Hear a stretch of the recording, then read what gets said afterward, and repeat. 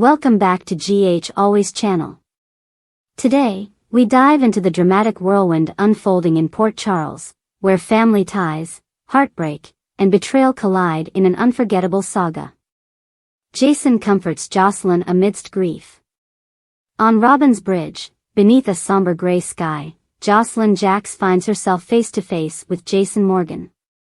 The weight of Dex Heller's tragic death at General Hospital still lingers heavily on her shoulders. Her voice cracks as she recounts the desperate fight for Dex's life, how Elizabeth Baldwin and Dr. Isaiah Gannon did everything they could but were ultimately unable to save him. Dex wasn't just anyone to Jocelyn, he represented a bond that had grown into something irreplaceable. Jason listens, his usually stoic demeanor softening under the shared burden of loss. His own grief over Sam McCall's death is still a raw wound, and hearing Jocelyn's pain only strengthens his resolve to support her.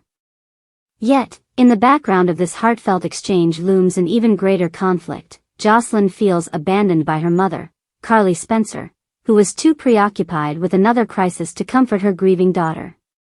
Jason, however, knows better than to let this rift fester. He urges Jocelyn to lean on him and promises to bring Carly back to her side. Little does Jocelyn realize, her loss is just one piece of a larger storm sweeping through Port Charles. Lulu's desperate search for Charlotte. Meanwhile, at Windmere Castle, Lulu Spencer is on a mission fueled by a mother's determination. She sneaks into the dark, imposing mansion, hoping to uncover clues about her missing daughter, Charlotte Cassadine. Valentine Cassadine's mysterious actions have left her sleepless, and with every passing day, her fears grow. In a shadowy corner, Lulu discovers a weathered box of Charlotte's keepsakes, a bittersweet trove of memories that only deepens her yearning to find her daughter.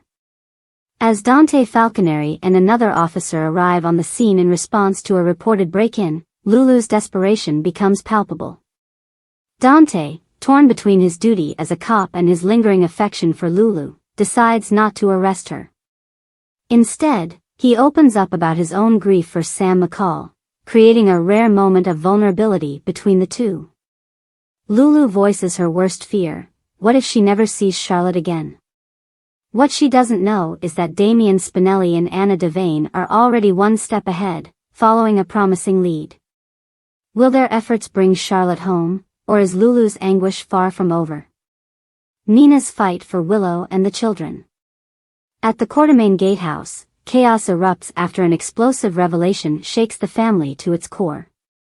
Nina Reeves, determined to shield Willow Corinthos and her children from the fallout, arrives with a fierce maternal instinct. The nanny cam footage played during the Quartermaine Christmas party was nothing short of a disaster, laying bare secrets that threatened to tear the family apart. Carly, however, has her own agenda.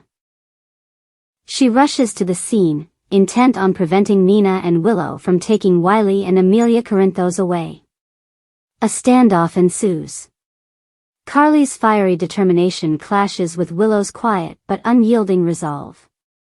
What happens next isn't up to you, Willow declares, her voice steady despite the tension crackling in the air. Nina, meanwhile, tries to move the children out of earshot, hoping to protect them from the ugliness that has consumed the adults. It's a moment of high stakes and high drama, leaving viewers to wonder, will the children become pawns in this bitter power struggle, or can peace prevail? Drew stirs the pot at the Quartermaine mansion. Over at the Quartermaine mansion, tensions reach a boiling point. Tracy Quartermaine, ever the self-righteous matriarch, delivers a scathing tirade. With Ned Quartermaine standing by her side, she turns her wrath on Drew Kane. "You're not one of us," she proclaims, her tone dripping with disdain.